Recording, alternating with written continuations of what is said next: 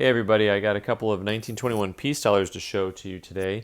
1921 peace dollars are the more scarce year, and they only produced them for about a month. They produced 1921 Morgan dollars for most of the year. Now there's something really specific I want to show you with these two pieces, and that is that one of them is not real. Now, most counterfeits that we see are pretty easy to spot. I'm showing you this one because I found this one to be a little bit harder. One of the things about most counterfeits is that they have a soft strike to it, and so does the 1921 peace dollar. So this makes it a little bit easier to duplicate, and then this is going to be something that I want you to kind of guess which one is which, but you can't tell. They actually got the weight really close on this. They got the luster really close on this. They got the strike really close. I happen to think that the third edge is kind of a big giveaway, the third side of the coin, the edge. So in case you hadn't already figured out which one it is, the one on the right is the counterfeit, and it weighs within about 10% of what it's supposed to weigh, which is one of the reasons why it's harder to spot even in person.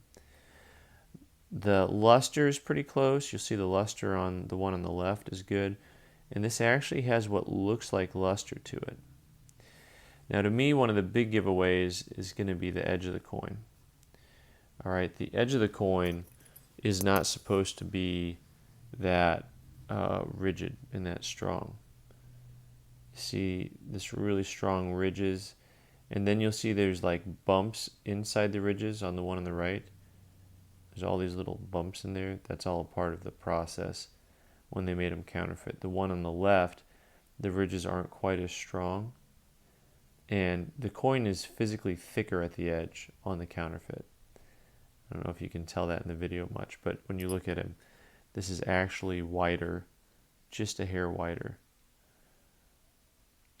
Then where you really start to see the difference is, of course, when you take that up close look. When you look up close at the coin and see the details, what you want it to look like on the date and the trust. Then on the counterfeit, once you get up close,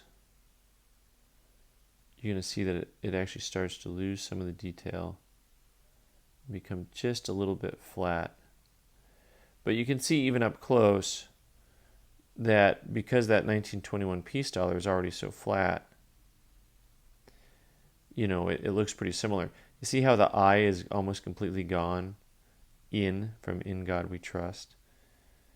And then also what you'll see are things that look like wear are actually just a lack of detail. And here's something cool to see. Look, see that line that goes behind the Y? That's a tooling mark. That's something. Anytime you see a lot of like raised lines and raised little dots on a coin, that can be indicators that the coin is not authentic.